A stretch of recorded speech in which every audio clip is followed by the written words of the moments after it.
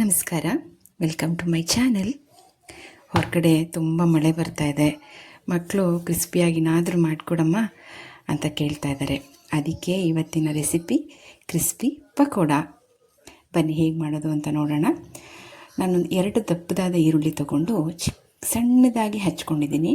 ನೋಡಿ, ತೋರಿಸ್ತಾ ಇದ್ದೀನಿ ಹೇಗೆ ಹಚ್ಚಬೇಕಂತ. ಹಾಗೆ ಹಚ್ಚಿದ್ರೆ ಅದು ತುಂಬ ಕ್ರಿಸ್ಪಿ ಬರುತ್ತೆ. ಅದಕ್ಕೆ ಸ್ವಲ್ಪ ಮಸಾಲ ಆ್ಯಡ್ ಮಾಡ್ಕೊಳ್ಳೋಣ. ಸ್ವಲ್ಪ ಶುಂಠಿ, 4 ಬೆಳ್ಳುಳ್ಳಿ ಎಸಳು, 2 ಹಸಿಮೆಣಸಿನ್ಕಾಯಿ. ನಿಮ್ಮ ಖಾರ ಎಷ್ಟು ಬೇಕೋ ಅಷ್ಟು ಹಾಕೋಬೋದು. ಅದನ್ನ ಹಾಕ್ಕೊಂಡು ತರಿಯಾಗಿ ಕುಟ್ಕೋಬೇಕು. ಅದು ಕುಟ್ಕೊಂಡಾದಮೇಲೆ ನಾವು ಈರುಳ್ಳಿಗೆ ಬೆರೆಸೋಣ. ತುಂಬ ರುಚಿಯಾಗಿರುತ್ತೆ.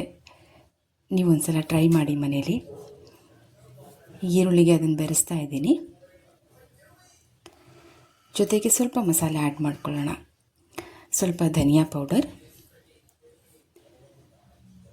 ಹಾಗೆ ಸ್ವಲ್ಪ ಗರಂ ಮಸಾಲ, ಸ್ವಲ್ಪ ಬೇಕಿಂಗ್ ಪೌಡರ್ ಮತ್ತು ಸ್ವಲ್ಪ ರುಚಿಗೆ ತಕ್ಕಷ್ಟು ಉಪ್ಪು. ಹಾಗೆ ಅದಕ್ಕೆ 2 ದೊಡ್ಡ ಸ್ಪೂನ್ ಆಗುವಷ್ಟು ಕಡಲೆ ಹಿಟ್ಟು, ಅದೇ ಮೆಜರ್ಮೆಂಟಲ್ಲಿ ಅಕ್ಕಿ ಹಿಟ್ಟು ತೊಗೋಬೇಕು, 2 ದೊಡ್ಡ ಸ್ಪೂನ್. ಆವಾಗ ಕ್ರಿಸ್ಪಿ ತುಂಬ ಚೆನ್ನಾಗಿ ಬರುತ್ತೆ. ಕಡಲೆ ಹಿಟ್ಟು ಜಾಸ್ತಿ ಹಾಕ್ಕೊಂಡ್ರೆ ಕ್ರಿಸ್ಪಿ ಚೆನ್ನಾಗಿ ಆಗಲ್ಲ, ತುಂಬ ಸಾಫ್ಟ್ ಆಗಿಬಿಡುತ್ತೆ.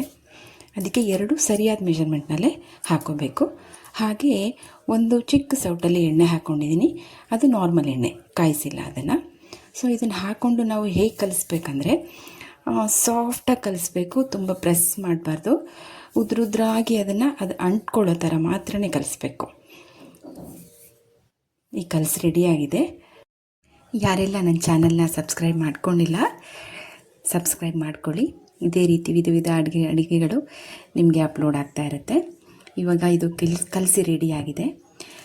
ಕಲಸಾದ್ಮೇಲೆ ಹಾಕುವಂಥ ಸಮಯದಲ್ಲಿ ಸ್ವಲ್ಪ ನೀರನ್ನ ತಕ್ಕಳಿಸ್ಕೋಬೇಕಷ್ಟೆ. ನೀರನ್ನ ಹಾಕೋ ಹಾಗಿಲ್ಲ. ಈಗ ಸ್ವಲ್ಪ ನೀರನ್ನ ತಕ್ಕಳಿಸ್ಕೋತೀನಿ.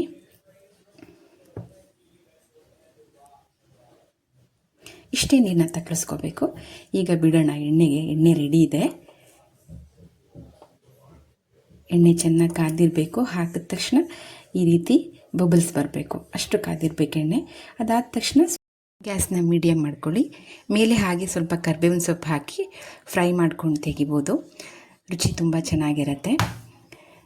ಈಗ ಪ್ಲೇಟಿಂಗ್ ಮಾಡೋಣ. ಕಾಫಿ ಜೊತೆ ತುಂಬ ರುಚಿಯಾಗಿರುತ್ತೆ. ನೀವು ಒಂದು ಸಲ ಟ್ರೈ ಮಾಡಿ ನನಗೆ ಕಾಮೆಂಟ್ ಬಾಕ್ಸಲ್ಲಿ ತಿಳಿಸಿ. ಎಲ್ರಿಗೂ ಥ್ಯಾಂಕ್ ಯು ಸೋ ಮಚ್.